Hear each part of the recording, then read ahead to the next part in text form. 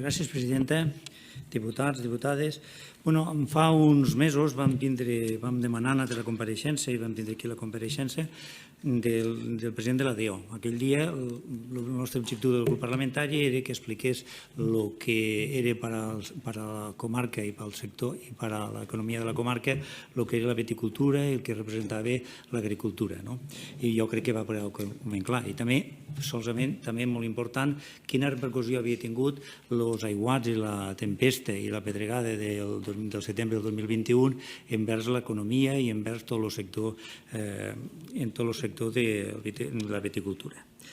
Al respecte, per això avui presentem aquesta proposta de resolució, que és fruit d'aquella compareixença i de la situació actual que ens trobam al sector a la Terra Alta.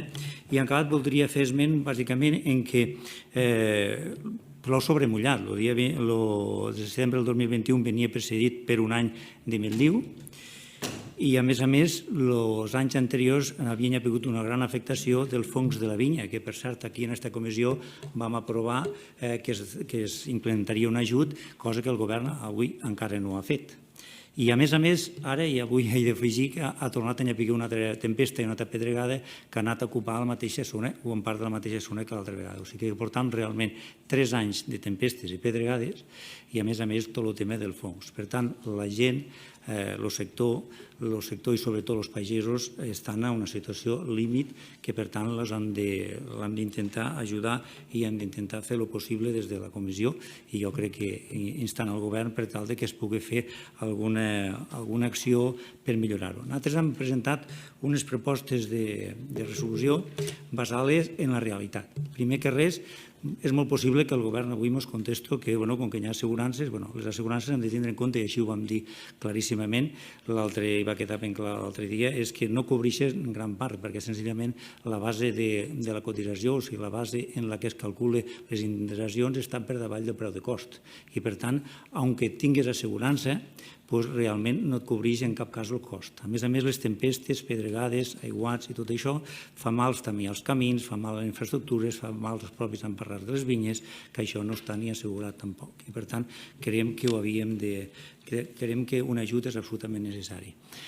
Creiem també que, i és absolutament bàsic, que entenguéssim que s'ha d'intentar ajudar a una pageria que, com he dit, està al límit i que, per tant, no pot cobrir les despeses de manteniment. Heu de pensar que, com he dit, els efectes que poden tindre les infraestructures tenen efecte de despesa a més, solament no reculls que, a més, sinó que, a més, has de ficar diners en aquest sentit.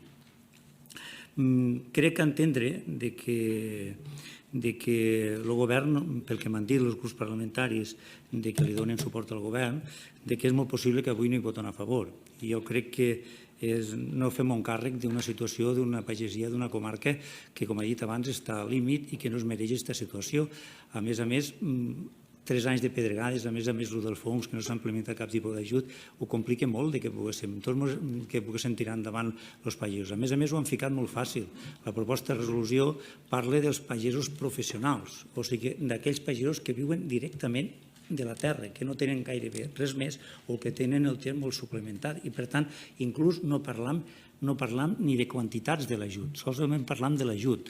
El vot en contra seria senzillament donar una senyal de deixar totalment a la intempèrie uns pagesos d'unes comarques i d'una comarca en aquest sentit que no s'ho mereixen.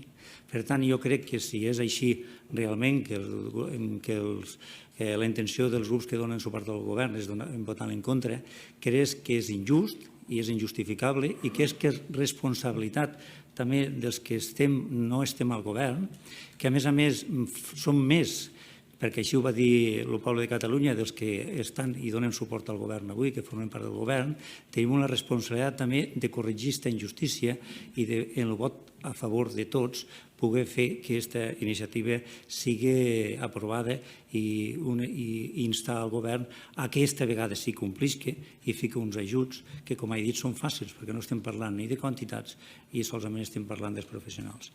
Moltes gràcies, presidenta. Moltes gràcies, diputats i diputades.